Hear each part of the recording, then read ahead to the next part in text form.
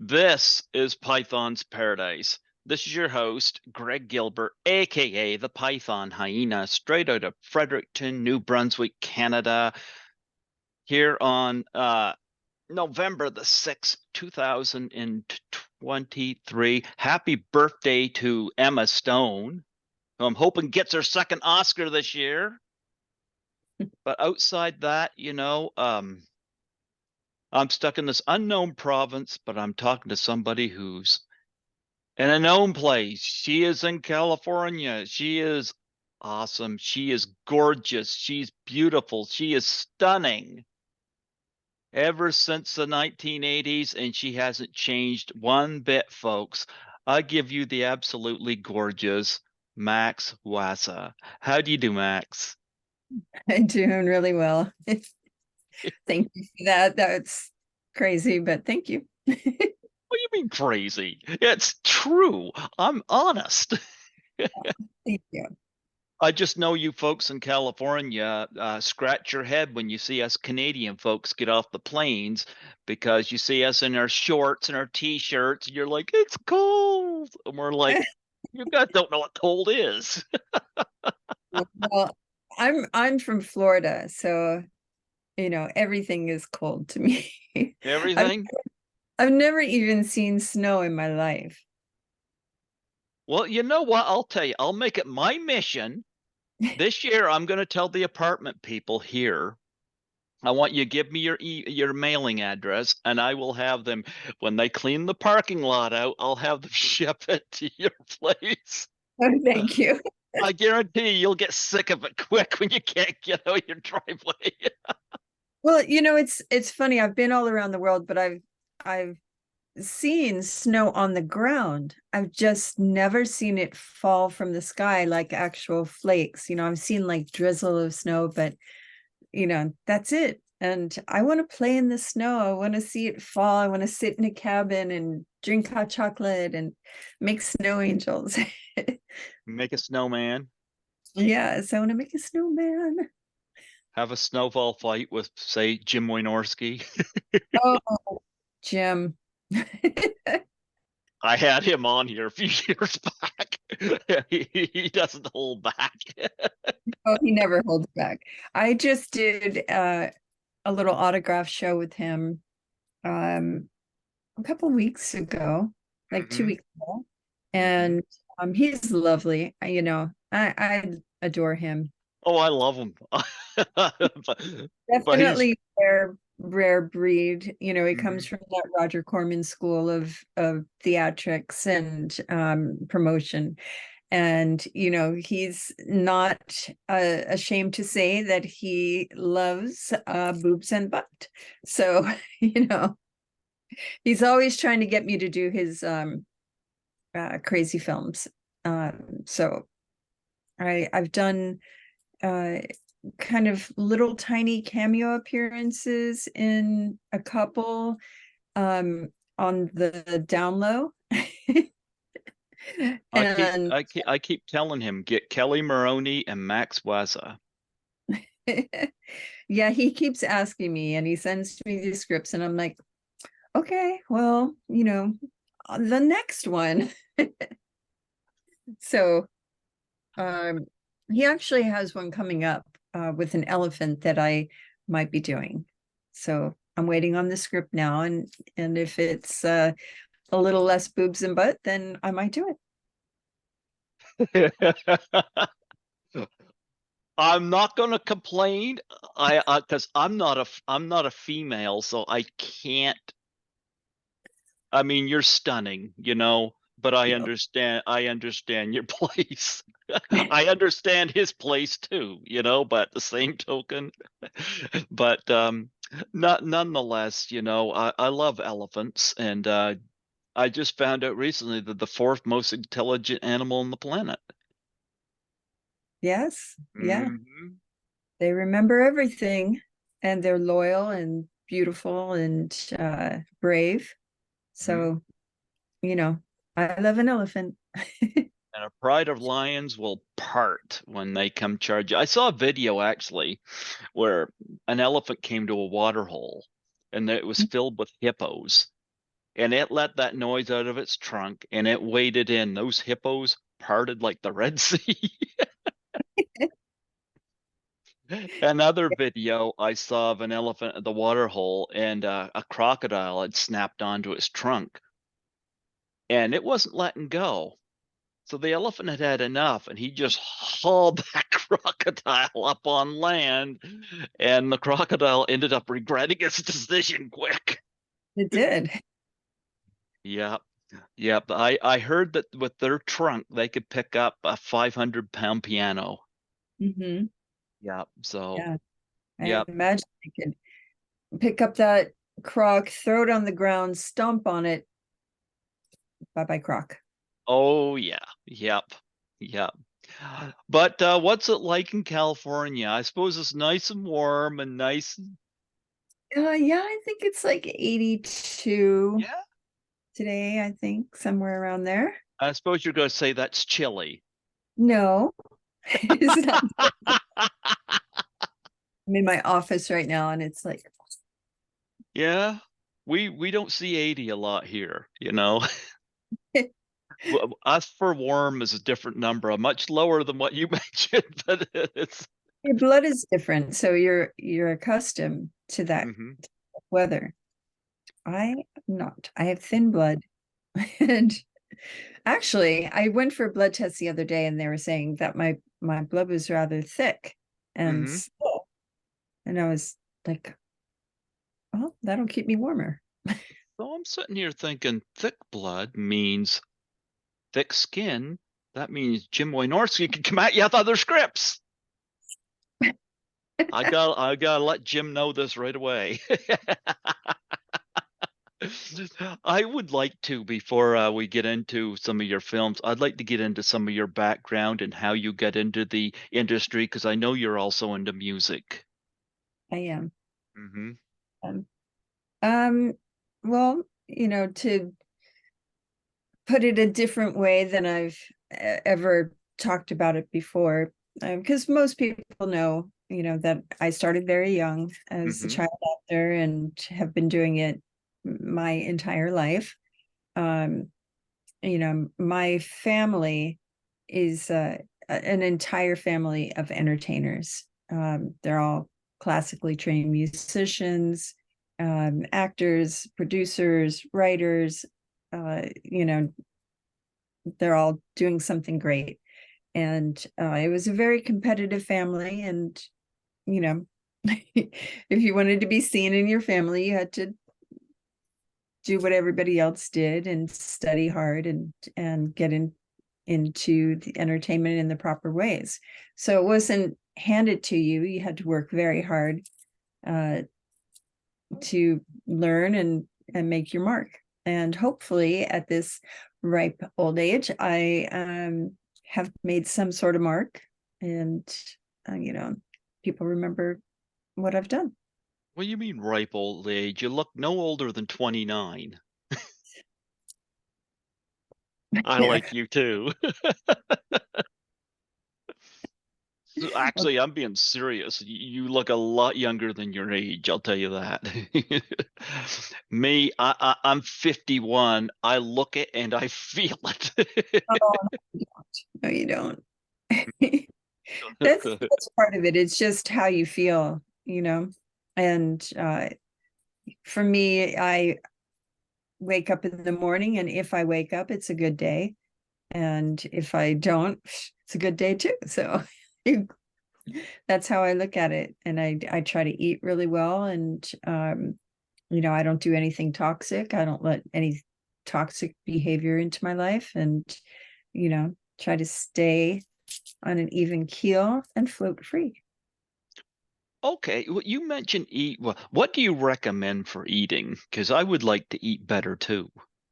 Well, there is no one diet for anybody. Mhm. It's everybody has a different type of body, so they're going to need different nutrients. And some people eat meat because they are low in iron, and that works for them. And some people are complete vegetarians, and that works for them. So it all just depends on your lifestyle and what it is that is available to you. Okay. Okay. You Well, know, you be smart. Don't eat white, which means, stay away from processed foods, cereals, white bread, white rice, white pasta, anything that's white, try to stay away from that, and everything else will fall in place. heard that from one other person. Stay away from white.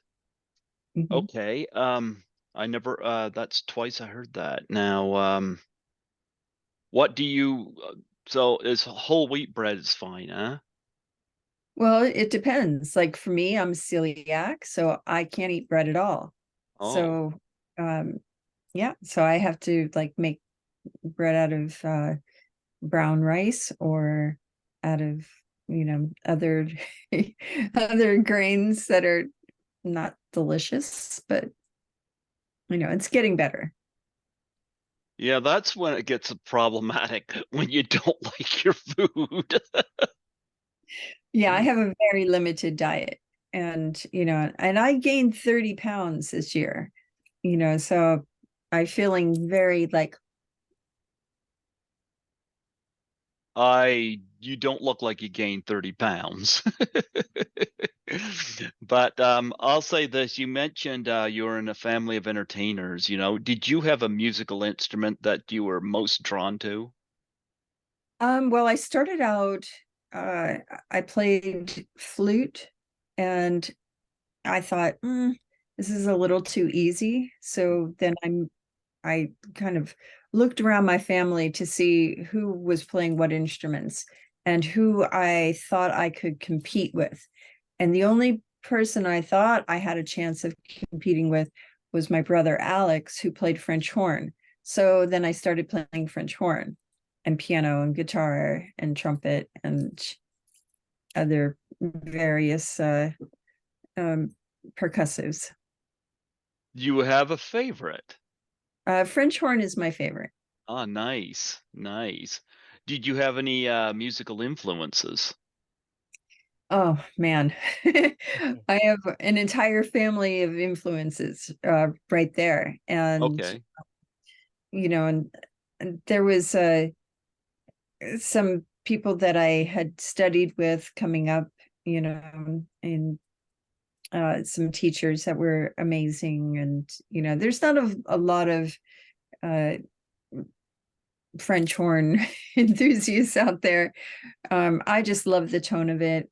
Yep. I love the weight of it, that it's, I felt like such a girl playing a flute, and, and I still play. I can still play. It's just, it's a different embouchure. The mouthpiece on a French horn was much different. I felt like, the sound was much stronger and bolder, and, the presence of it was more fascinating and more difficult. So I love that. I've had three of the Blues Brothers on here, and one of them, of course, was Blue Lou, who played saxophone in that, Yeah. and you get the right person behind that instrument, it's just like that song Baker Street, it's just great that sound of the horn. I couldn't play any instruments growing up. That's, It's not that you couldn't, it's that you didn't try, um, I don't because know if it was for me. everybody can play. If you study, you can play. Just like singing, just like dancing, you may think that you have two left feet, but with a little training, you learn how to step correctly and you learn how to dance. And it's the same thing for anything in your life. If you try, you can learn it and you can succeed. I've had Tony Basil on here speaking of dancing and choreography, and I want to know, do you dance? I do dance. I studied dance, most of my life, and I love Tony Basil. I sat next to her at a convention a couple of times, and she's great fun. Um, I was also a cheerleader, so I believe that. You know what? It's funny. I used to hate Valentine's Day with a passion Hmm. until 2020, before lockdown. Tony Basil was my guest on my show on Valentine's Day.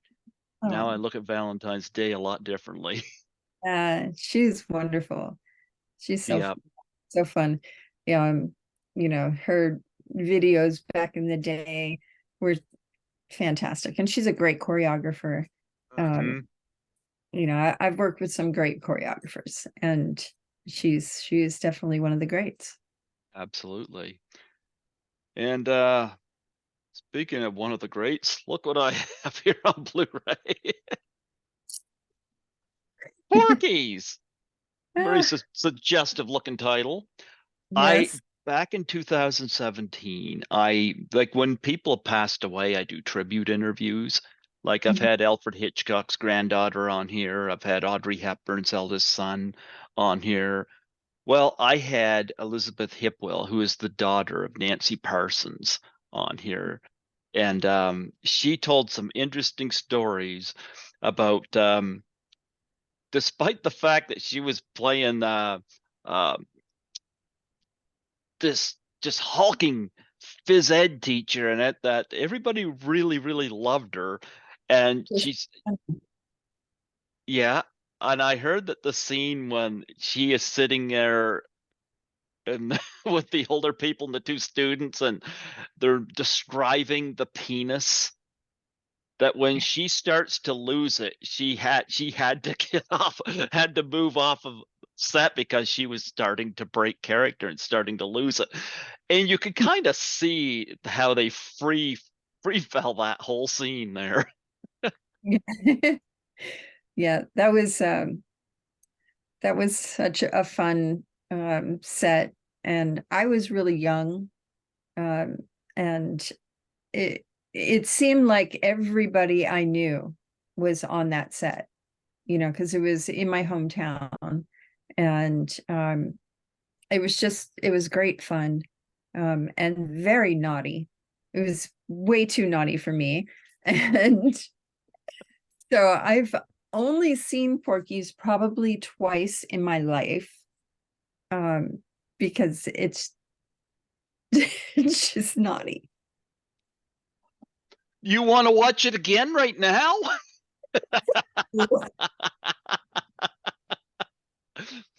Does that mean you didn't see the sequels? I think I may have seen them on cable, and kind of gone, no. But yeah, that was fun. You said it was naughty. Do you want to go into any stories that happen on set about it being naughty, or is it No, I don't. you don't want to do that, huh? I was quite young when I was filming that. So, Hmm. you know, Well, it it would be became a. appropriate. Were you surprised when it became one of the top 5 hits of the year? I'm always surprised when I'm involved in anything that becomes a hit. Because when you're filming and Hmm. you get the script, you never think, you know, that it's going to turn into anything. Because when you're, in a table read, uh, it's it seems to just go very like very choppy, and it's funny, ah, ha, ha, ha, ha. But you can't imagine how the audience is going to take that, or if it's going to catch on. And I thought that that was so offensive in so many ways, that like, how is this even going to get to be on screen? But it did, and we're glad. And Revenge of the Nerds is like that too. I was shocked that, I mean, there's a ton of Revenge of the Nerds, and it's shocking that it just kept going on and on and on. That was so much fun to do, and I'm still really good friends with everybody from that. Yeah, I like I said, I did the tribute to Nancy Parsons. I haven't had anybody else from it, but Canada's kind of proud of this movie. Actually, it was the highest grossing film in Canada until 2006 when Bon Cop Bad Cop came out. Yep, that outgrossed it. But nonetheless, like, can you believe this was not up for Best Picture at the Oscars? Does that Um, make you scratch your head? Gandhi I, won when this could have. oh, They chose Gandhi over this. I know. This is so Oh, wholesome and educational.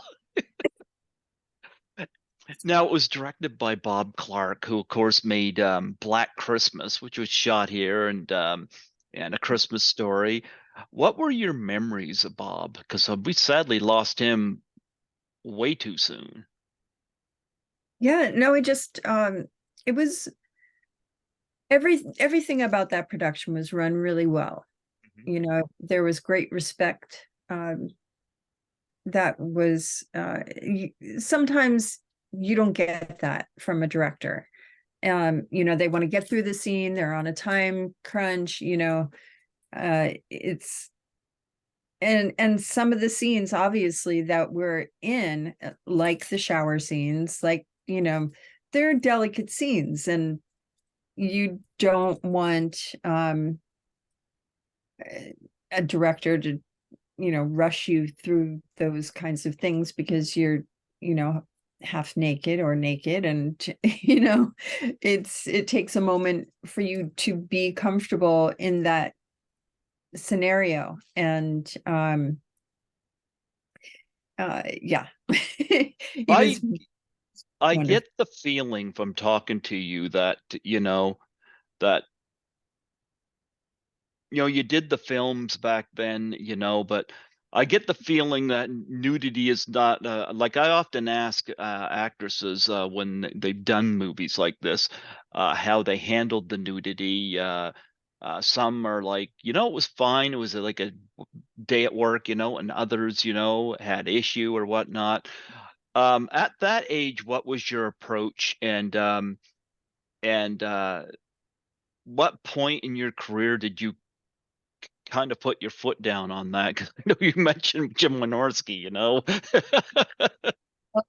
um so I at that age, I have been working on Miami Vice for about 4 years. I forget which year Porky's happened, but somewhere in 1982, I think, 81, uh, 82.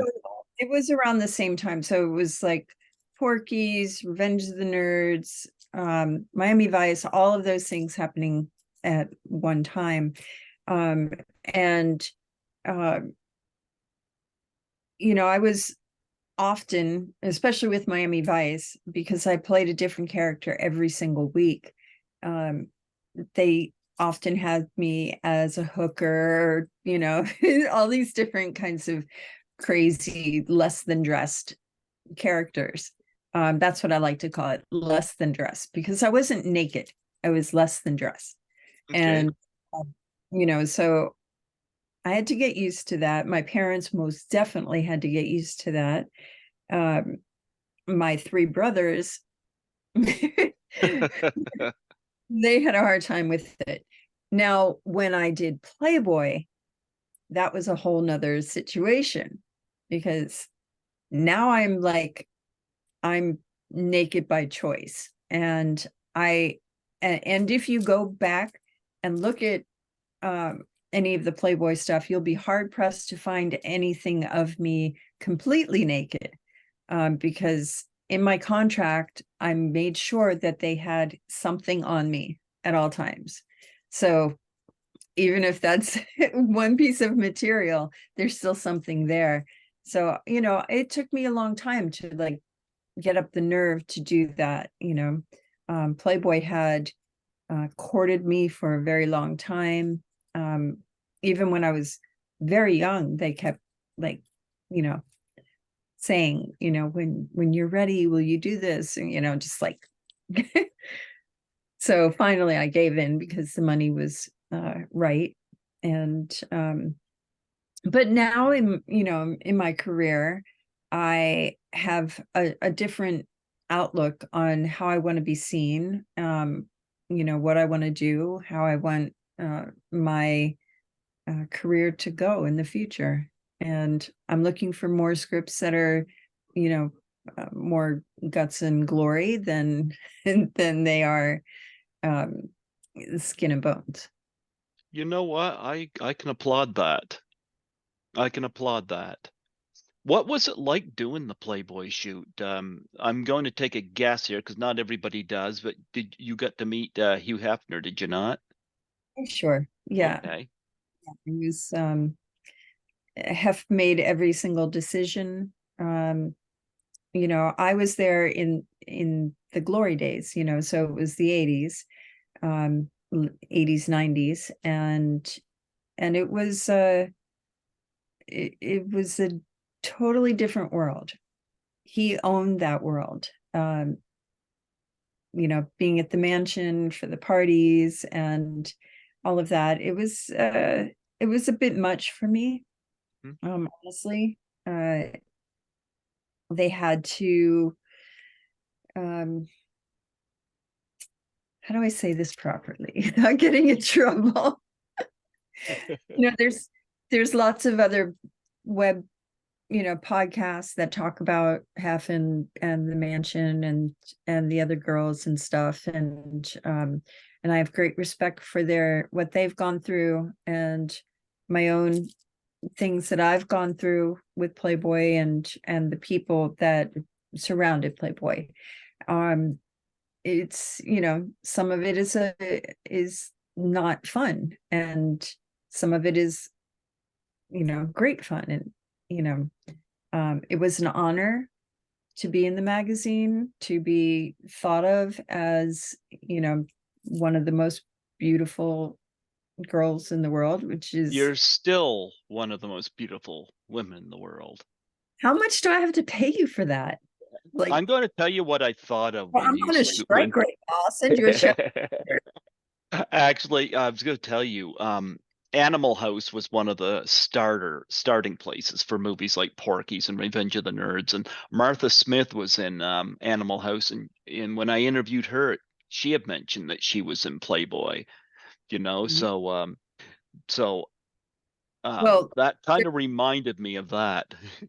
there is a reason for that. Uh, my darling John Landis has a pension for Playmates. Um, you know, he directed Animal House, and he was my director for Dream On. And in fact, just this past weekend, yesterday, he received the Vincent Price Award, and was given that award by Vincent Price's daughter. And they went over all the films and Thriller and all of that. And so that's why if you look at any John Landis film, you'll see a lot of Playmates.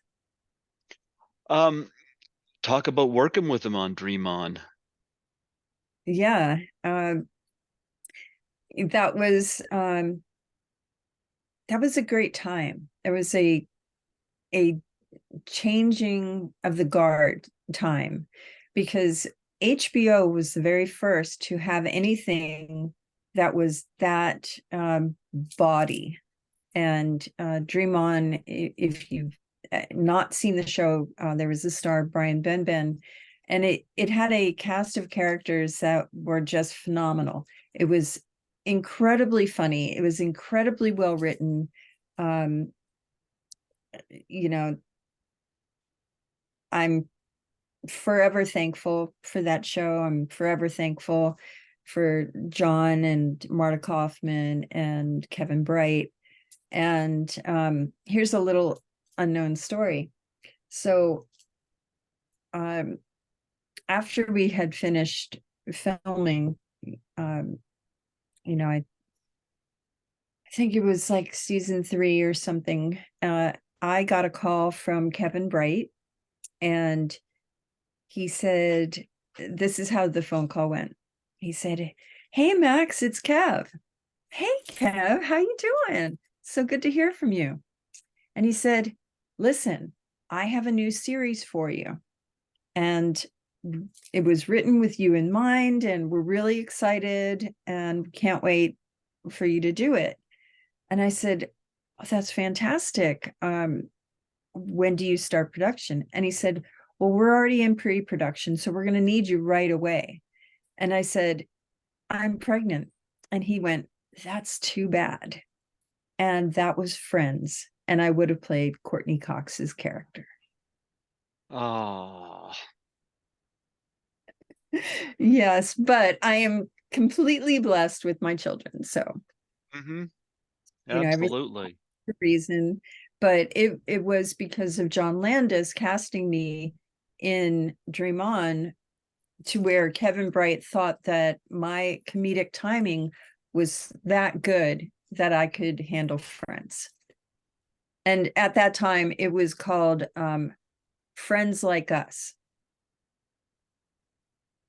Well, you did get to work with a director that I have a lot of admiration for, especially with his thrillers like Dressed to Kill and Carrie. You made an appearance in Scarface, you know. What was that experience like? Um, Frightening. It was so scary. You're working with the greatest of all time, and when you look over at an actor that is so engrossed in his character and not breaking from his character and so deep in it that you feel, even in the smallest, minutest way, that you're part of this scene that is so important to every moment of his performance, that the way you pick up a fork or walk is absolutely critical. That's the feeling you get on a film like that, and I thought working you with. I thought you were referring to Michelle Pfeiffer. Yes, Michelle, you know Mr. Al Pacino, yes.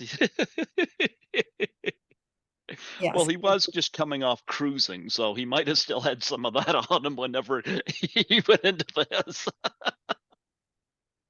yeah, it was, yeah, that was you know just a joy, and a learning curve for me. I've interviewed a few actors that's worked with Brian De Palma, like Nancy Allen and Deborah Shelton, and they talked about his methods. What was it like working with him? Because I have a lot of respect for De Palma. Yeah, just you know when he says quiet, everybody better be quiet. It's he's he trusts his actors, and he allows them to really become, and that's a great thing. I've worked with so many great directors. I'm so blessed in my career to have had the chance to be in the same room with these people, and to learn and to feel like I'm part of something that's bigger than me. And you know they've trained, they've studied, they've walked through the doors that they needed to get to the point where they can say action, and you have to deliver what they're asking for. And it's just an honor. It's an honor. I worked with the great Richard Benjamin at one time, and Yep. um man, talk about, first off, I'm pretty disrobed in that film, which is My Stepmother's an Alien. Um, and I'm teaching Kim Basinger how to have sex. And here's another icon, Didn't she learn that in 9.5 weeks? well, you would think that, but she did not. Um, she was darn sexy in that, though. Yeah, but Um, she wasn't you though. Thank you. I would Don't have you loved know?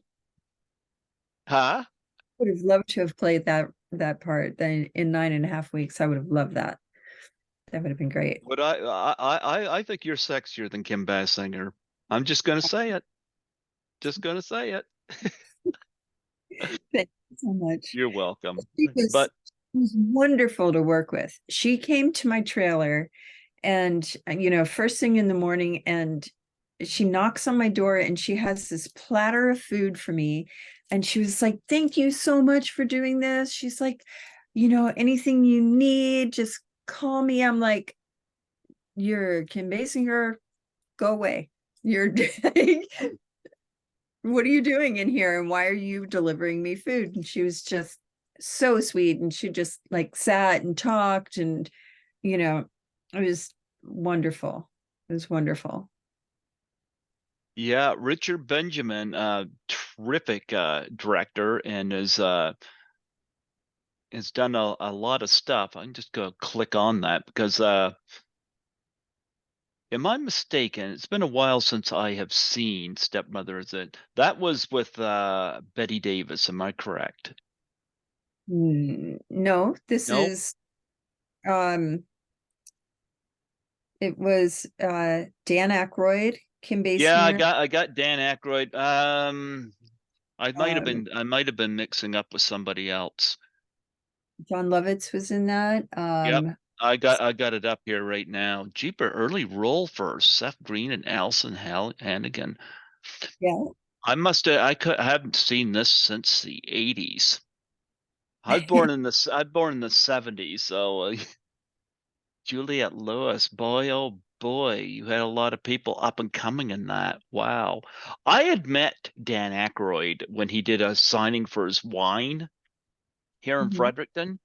I got him to sign my Blues Brothers DVD, and it was nice to meet him.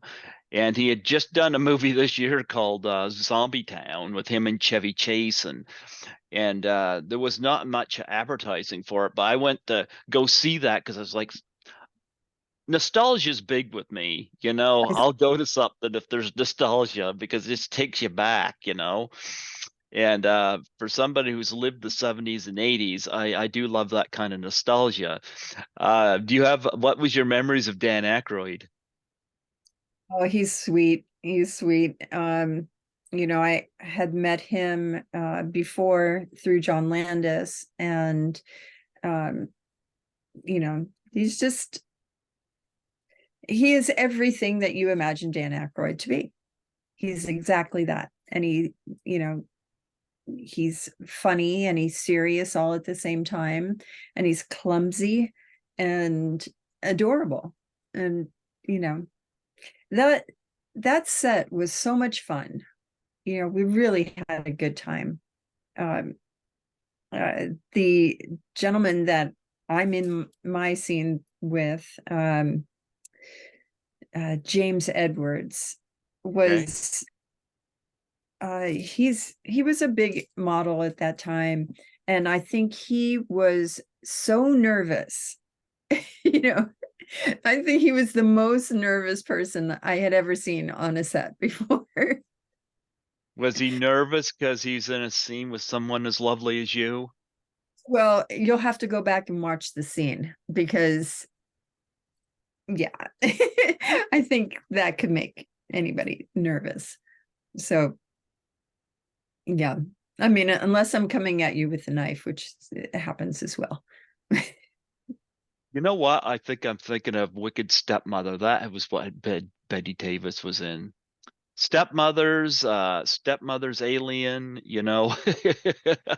There's definitely Yeah, my stepmother's an alien. Yeah. and of course, you were in Where the Boys Are Now. I've had Russell Todd on here, Um, talking about that. He looks back and he laughs at the fact that he got a Razzie nomination for that. He's able to laugh at it. I had a great time chatting with him because he's in two movies where he's upside down, one being Friday the 13th Part 2.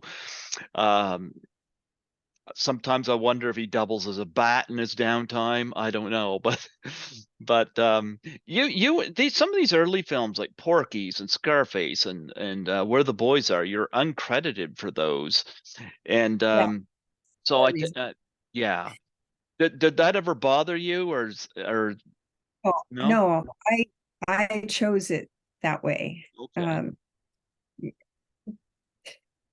Here's the thing about doing film when you're young. Mm-hmm. Uh, Especially films like Porky's and Where the Boys Are and Spring Break and those kinds of films. Um, they will tend to label you as a certain kind of actor. Mm-hmm. And I didn't want that. So I chose for that to, you know, not be my direction. So and also IMDb, I have no idea how it works because in the 80s, we didn't have that. So now it's like you have to enter your own stuff and, put in the script numbers and all of that. It's like, I think on IMDb, I'm listed like on 2 episodes of Miami Vice. I spent 4 years on Miami Vice. So for me to go in and put in every episode I was in, it's like I could care less.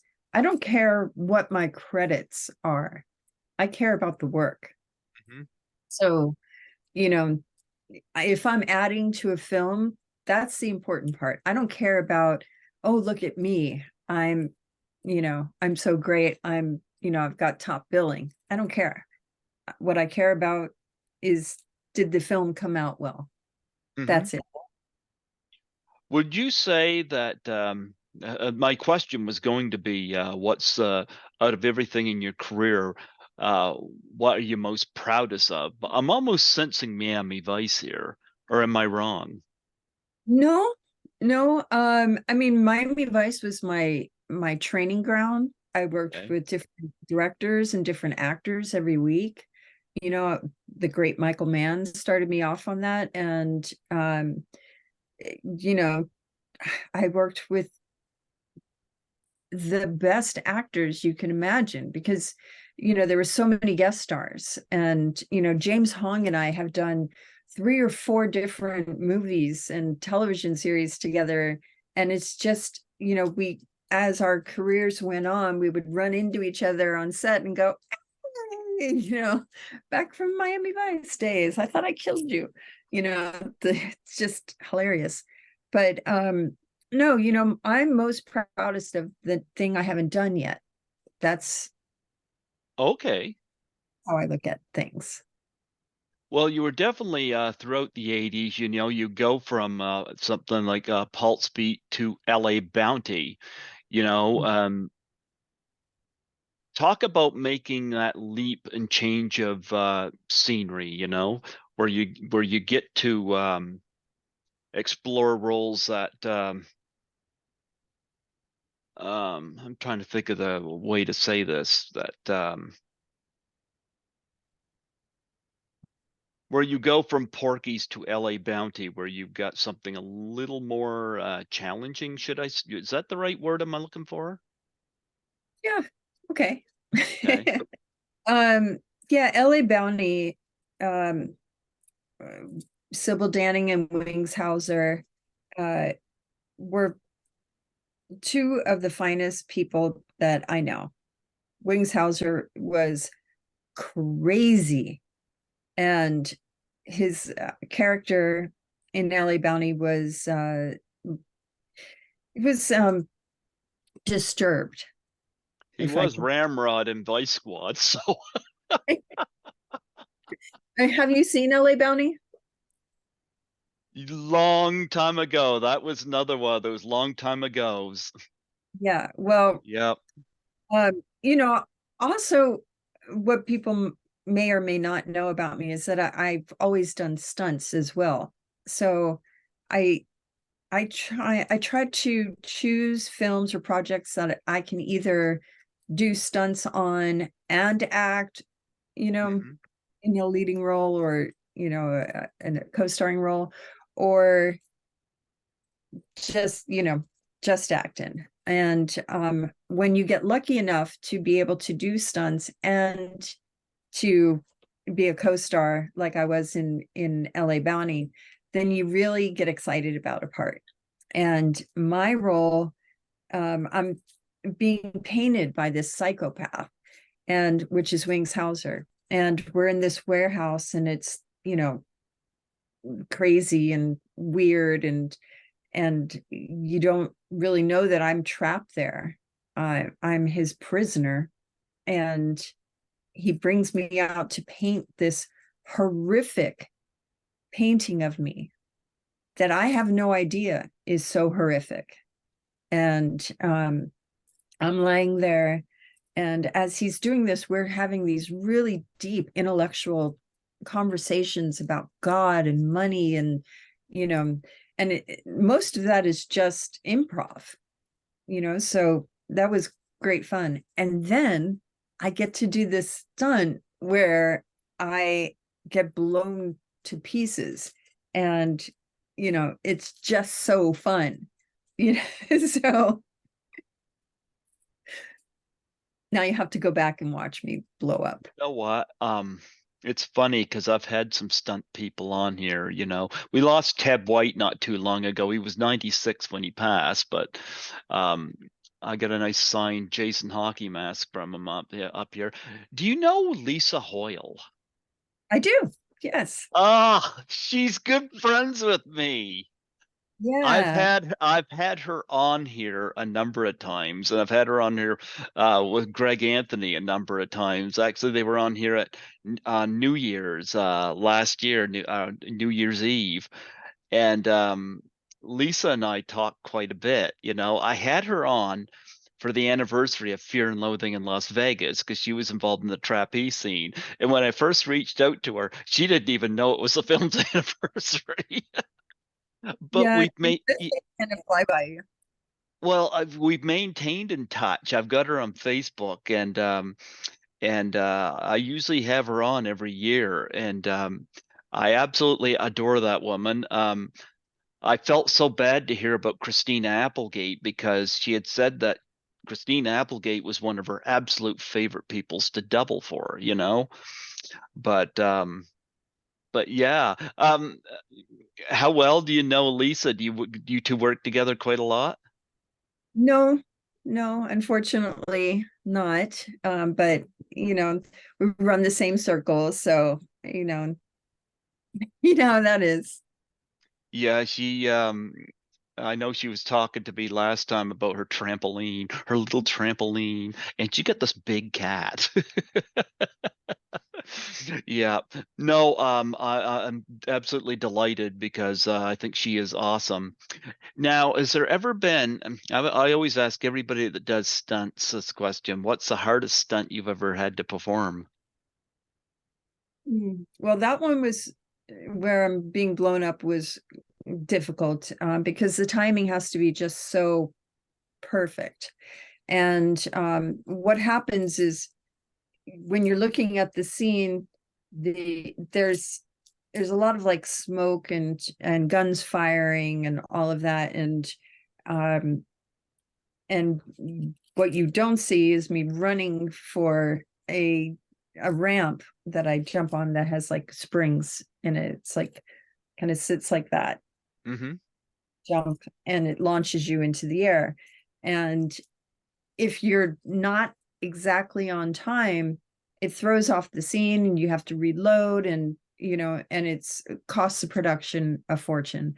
So trying to do that and be, you know, in a smoke filled room, and trying to get everything perfect is very difficult.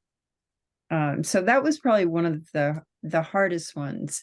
I've done crashes, I've done fights. I did this ridiculous fight once, with this Disney star named, what was his name?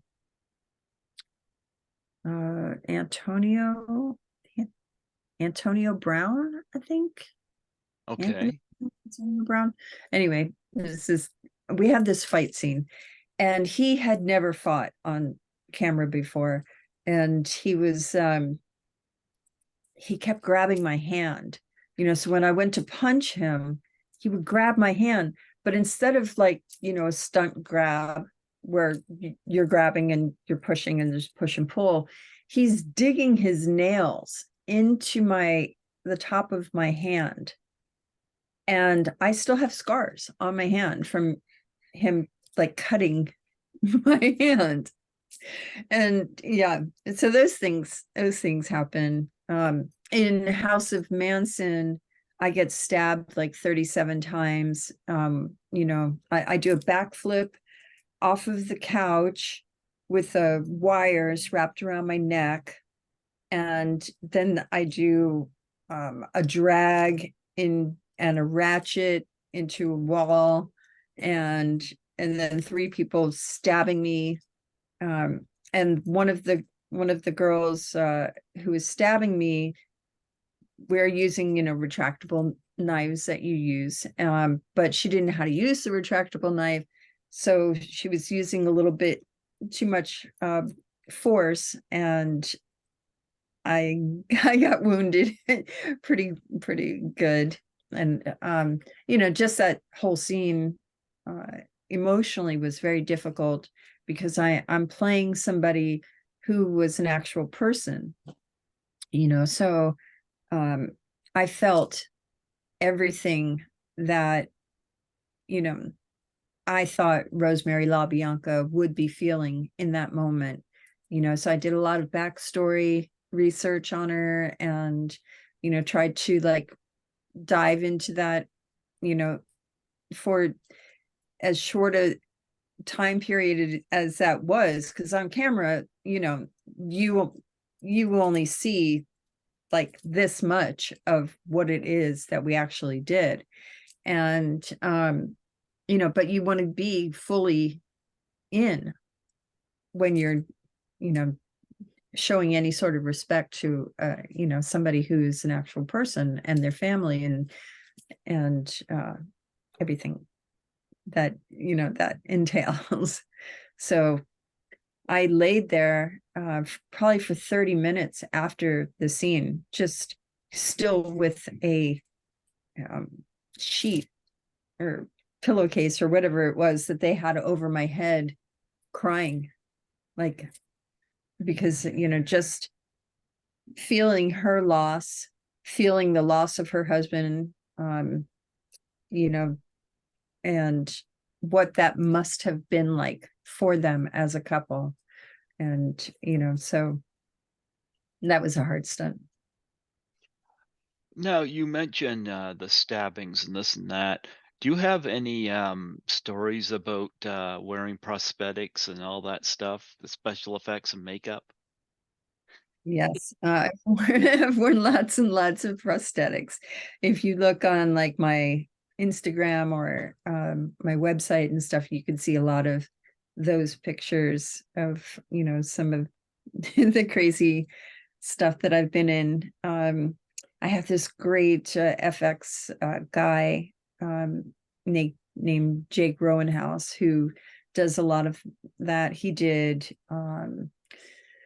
was in Star Wars, and this last one, he did Jurassic Park and Westworld, and in fact he just did my makeup for a charity event that I did for St. Jude's, and spent a good 8 hours in his chair once again, you know getting bullet holed and bloodied and veined. It's great fun.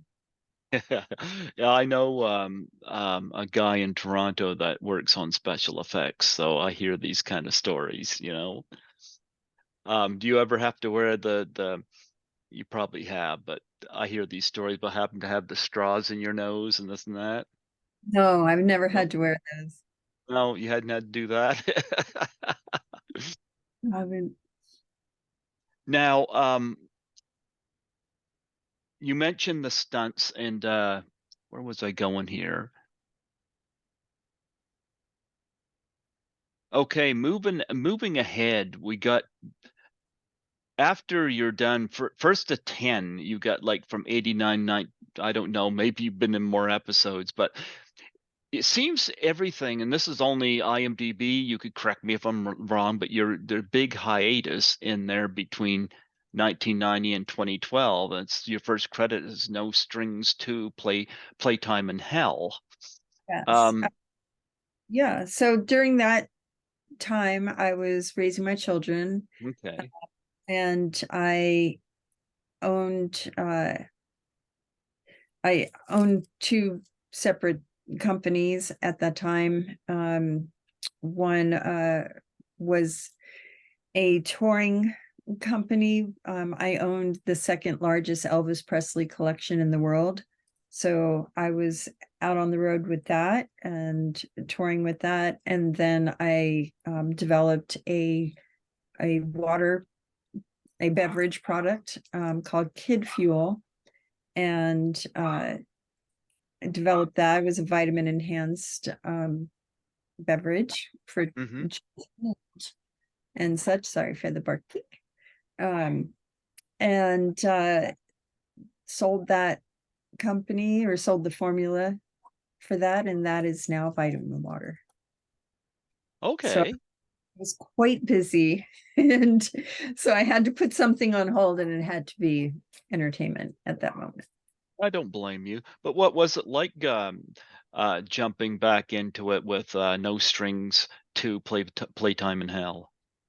Um, well, I mean, I was also recording. I was still doing music at that time, and Hmm. I was in the studio a lot, and did a fantastic record for Dan Reed, um, called Coming Up for Air. So if you want to look that up, it was really fun. And then coming back out here, because I had moved back to Florida, and then when I moved back here in 2009, 2010, um, I was like, do I want to get back into it? Do I want to do another film? And a friend called me up and said, "Hey, will you do this role?" And I thought about it, and I was like, all right, I'll do it. And it was fun, because I'm just talking to the camera the entire time. I don't know if you've seen it. I don't know if anybody's ever seen it. I've personally never seen it. So I don't know. Well, you're involved in a lot of independent film. Do you enjoy doing independent films? I enjoy doing film. Um, so independent, large scale, small scale, it doesn't matter to me, as long as, it's under a union contract, because I am union strong and have been my whole life. It's funny because I'm no actor, but I was approached by James Balsamo, and he had me appear in 9 of his movies, and one of them I'm being watched on television by Eric Roberts, which I can't wait to meet Eric Roberts and ask him what it was like working with me. But Maybe that working with himself. I kind of get a kick out of that, you know. But nonetheless, I went and did it. I knew my performance was going to be nothing special, but look, I'm in a scene with Eric Roberts. I'll take it, you know. I'll take it. But Here's every every scene that you're in is something special, because like I said earlier, every little piece of that helps, define the film. So, your part is very important, whether it's, just walking from point A to point B in a background scene, or, you know being murdered. It's all very important. well, how many movies have you done with Mr. Jim Wynorski?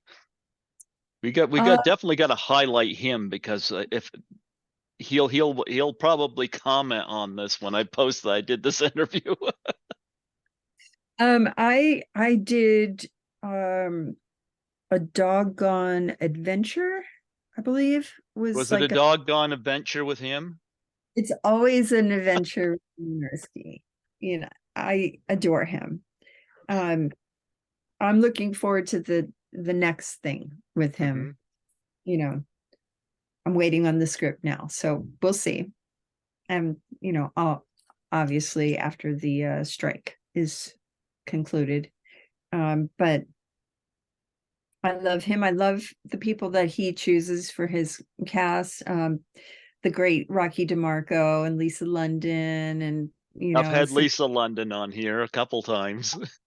Lisa. She's also from Playboy, so I've known her forever and ever and ever. We did a film back in the day called Savage Beach together. Um, that was an Andy Sedaris film. So that was all sorts of fun. Well, it couldn't have been fun if the beach was savage. That sounds like the beach in Jaws.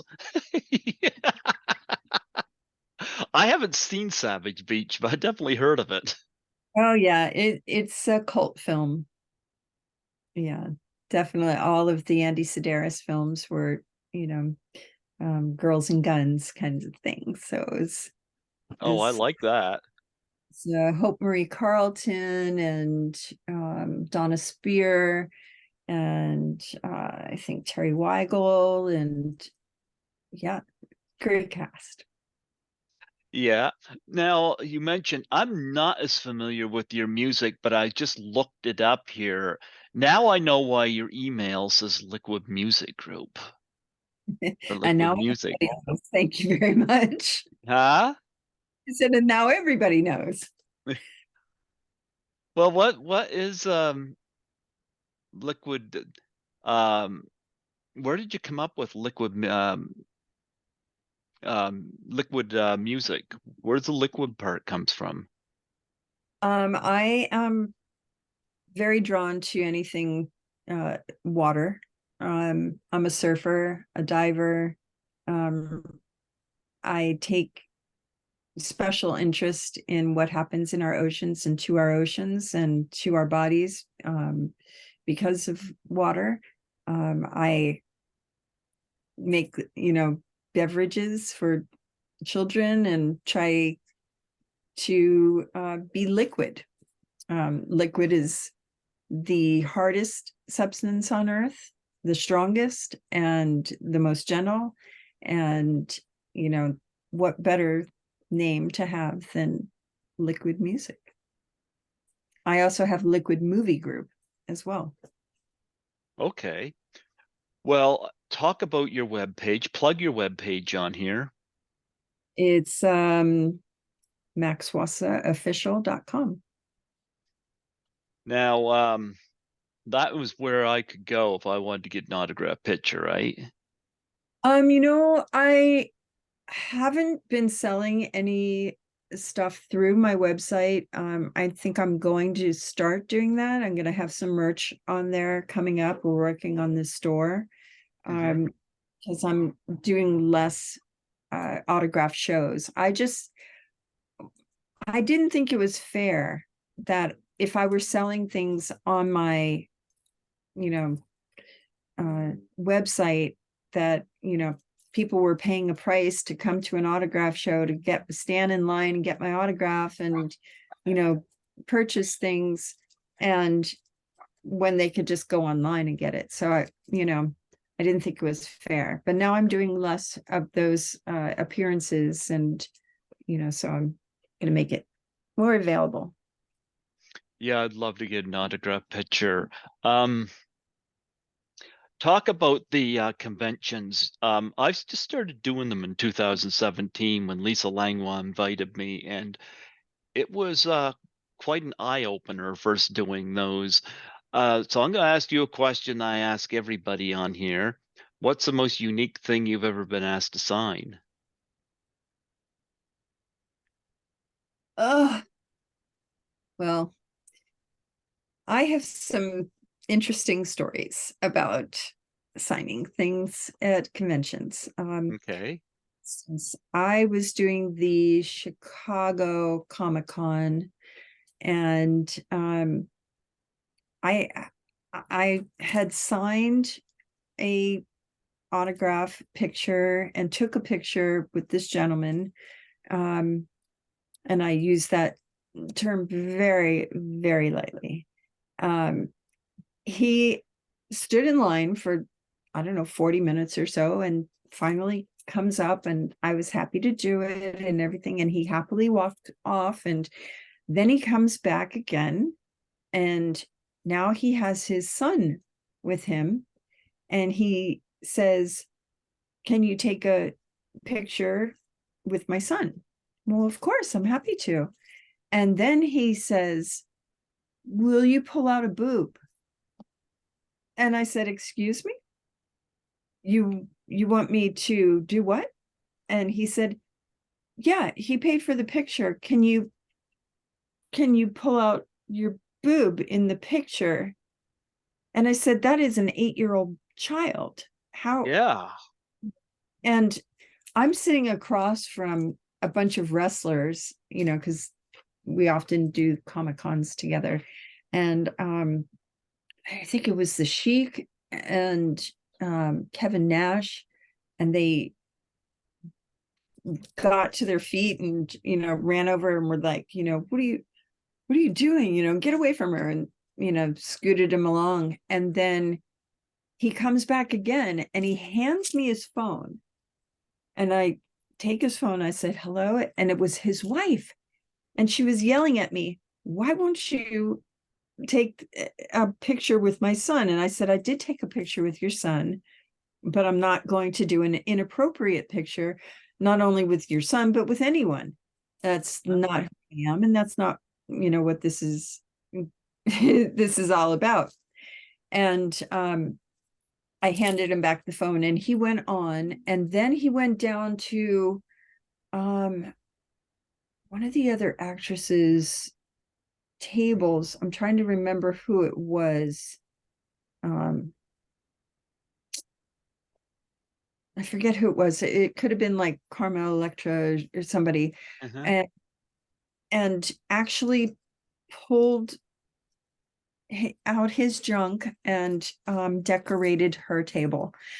And Lorenzo Lamas, who's a great friend of mine, was sitting next to me, and he was like, "Max, do you see what you did?" And I'm like, "What did I do?" And he goes, "Look what's happening down there." And You didn't do a thing. I didn't do anything, but I guess he was so upset that I didn't do this that he, was going to Yeah, but cause. the kid is 8 years old. I don't blame you. I don't blame you for not doing it. It was horrifying. I was just, and they took him away in handcuffs. They Mm-hmm. escorted him out. So now I have, and I've always had private security detail with me, for other reasons, for other threats and things like that happen, when I'm you're, sorry. oh, it's okay. It No, happens. seriously. I mean, I know I've gushed seeing you on here, but there comes a point where it becomes inappropriate, and I get it. I've done these cons a number of times, and I've never had to ask anybody that, you know. I'm sorry that happened to you, Well, that you know, the cons are always an adventure and always fun. I love going. I love going to the ones that are away from California, because I get to hang out with my friends. We get to talk film, and we usually come out with like another project together after, hanging out and, catching up and, brainstorming together. So it's always a good time. well, you know what? I hope we get you one up here. I've done Horrorama and Frightmare in the Falls up here. Lisa Langwa helped me in getting my passport. I've never been to the States, but she said she wants to do Chiller next year. So I'm like, you want me to come? She said yes. So I'm like, okay, okay. I'm a little nervous, but because going into another country and whatnot, but I mean, if everybody's as pleasant as you, then I'll be fine. Um, I was going to ask too. You mentioned charities before. Do you have any charities that you're involved in that you would like to plug on here? Yeah. Well, right now, on I do a podcast and a radio show for the past 10 years. It's entertheshell.com. Hmm. Uh, you can get that on all of your streaming services, iHeartRadio, Spotify, all of that. It's the tortoise and the hare experience. And Oh, I love that. thank you. On there, there's a link for St. Jude's, for the event that I just did, called Hotness of Halloween. And so we're still collecting funds for that. We raised $30,000 so far, and which was awesome, but there's so much more to do. Also, I'm involved with the lupus you know .org. I'm lupus foundation. I myself have lupus, so that's a big one. Susan G. Komen Foundation. uh you know lots and lots of of charity work. Can I make a proposition for you? Well, it depends. Okay. Here's something and I've done this with a variety of my guests, including the lady on my shirt. This is Nancy McLaughlin from Jason Lives. She just sent that to me. So sweet. Yep. Um, anyway, I'm very much an advocate for mental health and suicide and depression. Mhm.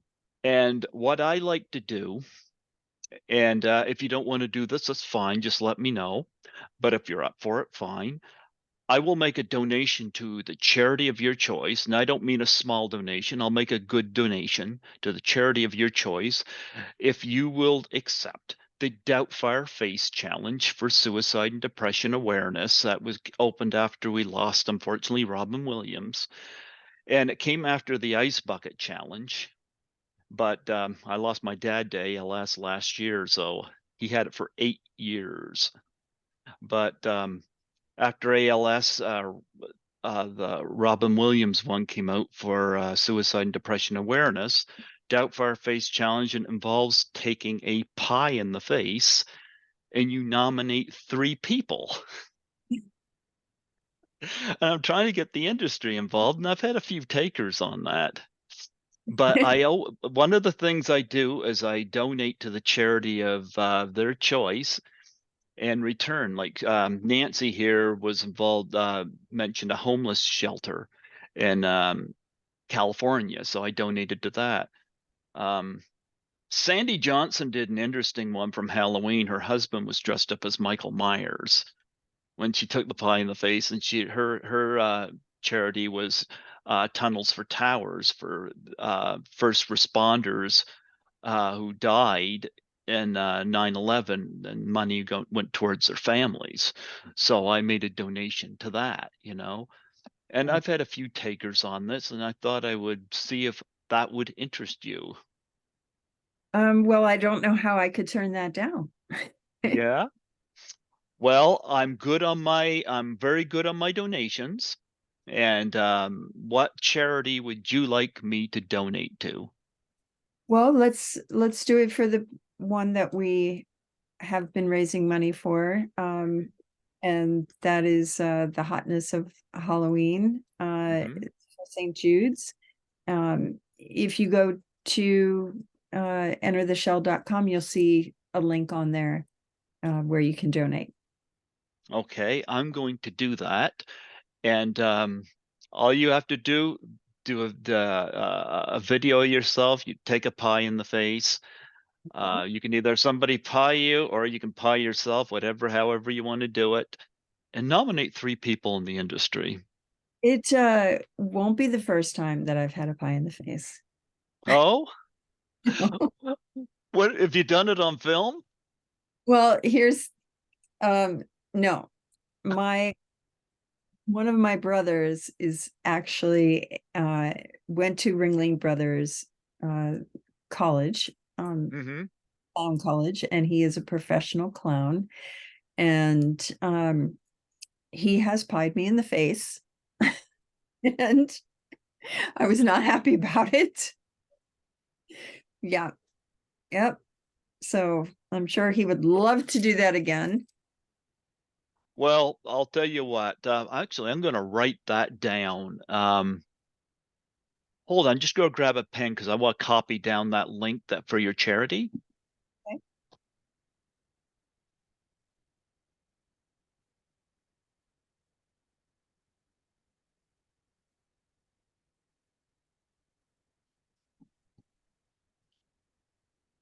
Because I think that's important, and I love to give back to the guest, and it makes it good. So, what did you call it? I believe it's the Halloween hotness or hotness of Halloween, but go to entertheshell.com, and on the tortoise and the hare page, you will see a link. Okay, what'd you say? What was shell? Enter the shell? Enter the shell. Enter the shell. Entertheshell.com? Yep. Okay. I'm going to make a donation to that in your honor. Thank you. Make sure you put And my I'm going to do that. I've had problems with that before where I have a hard time. Like sometimes it's easy to do because I want you to be able to see that I made the donation. So I'm going to try to make that happen, but I'm definitely going to make the donation for you. there's a little space in where it says, it'll have your name and then in parentheses put Max. Okay. So, Okay. Good. Yeah. So yeah, I'm all for this. Absolutely. So yeah, I'll do that. And yeah, you should take a pie in the face because I think it's funny. Your brother's a clown. yes, well, he's many things, but that was one of his past professions. What do you mean he's many things? he's, he's a recording engineer. Oh, I He's thought you had other names for him. well, I do, but I'm not going to say that one. Yeah, and yeah, I've had a few people have done this. Speaking of wrestlers, I've had a James Ellsworth was a wrestler that did this challenge. Teal Piper, Roddy Piper's daughter, did it on my birthday. Oh wow. Tori Wilson did it, and um, so I've thrown it out there, and I've had a few takers on it, and that is I try to give back. So, and I've never not given back. I have had some incidents where I donated and people didn't go through for me. That is upsetting, Oh you yeah, of know. course. Yep. Because like I don't I've work. Yeah. I've done some crazy things for charity. Yeah. I at one time before Miami Vice, we had this thing that we did where they dipped my body in chocolate and auctioned off all the pieces off of my body. That was hot. I will Well, never again. if you were wearing your Playboy bunny ears, you could have been a chocolate bunny. Somebody would have just eaten my tail. Oh man. Well, Max, I'm sorry to hear about the con situation. I mean, you're a gorgeous, gorgeous woman, but gorgeous or not, people deserve respect.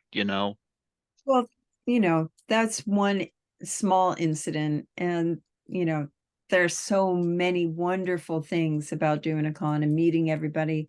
I'm so blessed to be able to meet them. And, I'm blessed to be able to do what I do.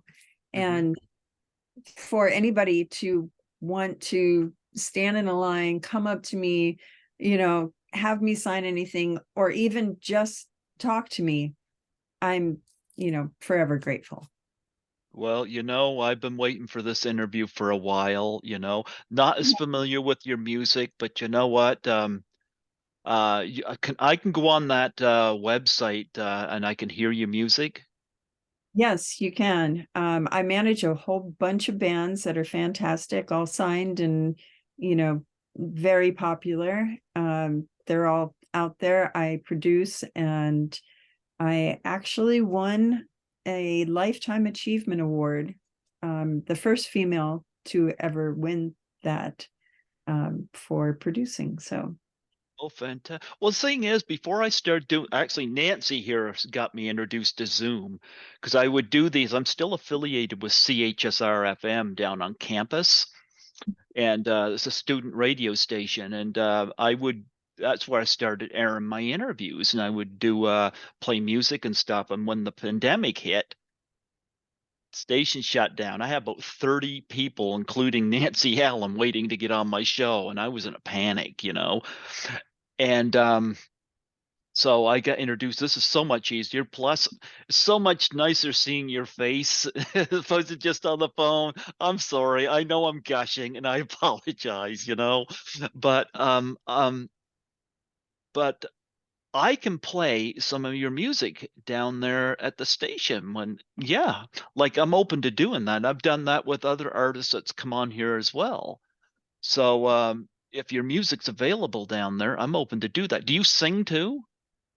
I do sing. I don't, nothing on there is me singing, because it's all my artists that I produce or manage. But yeah, I've sung quite a bit, and I've toured with some awesome, great people, which you could see some of the videos from that on my website. Well, you know what? I'm going to look into that a little more closely. I know we talked a lot about your movies, and I most associate you with your movies, but you know, if you're open to it, I'd love to put you on the roster for next year and have you come back, and maybe I'll have a lot more detailed, deeper questions about your music. Okay, I'm I would happy love to. to have I would love to have you back. This has been an honor, you know, and I appreciate your patience. I know we were supposed to do this last year and things happen, but you know what? I have no issues with rescheduling people, and I definitely was looking forward. Tommy Kovac spoke very highly of you from Splat from the Past. Oh, Yeah. that's so. Yeah, yeah, he recommended you, but I already had you on the list of somebody to reach out to. But I was happy to hear him say nice things about you because it makes it easier for me to make the approach. Because sometimes he'll tell me, you know, be careful with this person, you know, or that person, and I'll do the same for him. But he was certainly spot on with you, you know. Oh, thank you. And please Absolutely, thank him as well. absolutely. I will make that donation. You do a pie in the face video. I'm actually laughing thinking about that, but and actually I interviewed Deborah Lamb on here. You know Deborah Lamb? She's one of my dearest. I love her to death. Well, she done the Doubtfire challenge. I'm actually involved in a movie she's involved with right now called The Witches in the Sand. Oh, And I fun. yeah, and Tony Martin, the director of it, put me in touch with her. And when she called me one night to set this up, I forget how it came up, but I mentioned this, and she was all for it. She took the pie in the face during the Zoom interview, and then afterwards, her husband walks in and asks her if she already did it.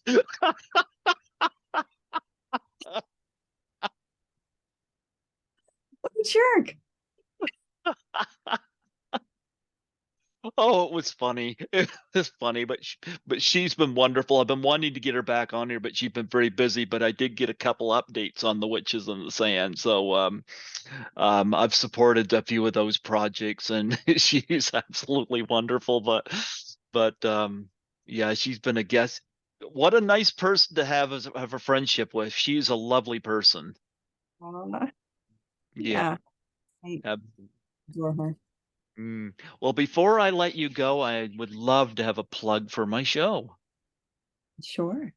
Just state your name and say you're listening to Greg Gilbert on Python's Paradise.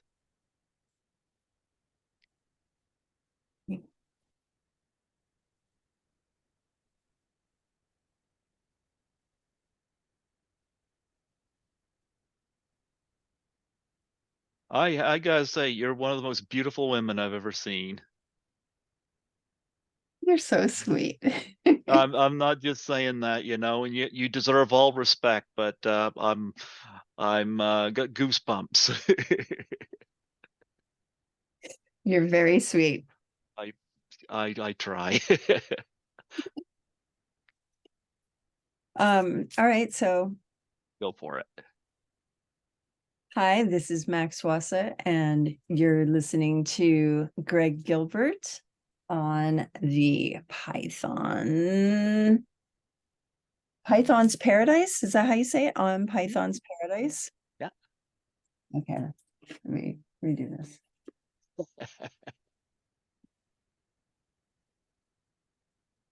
Oh, we're watching. We're not just listening, we're watching as well.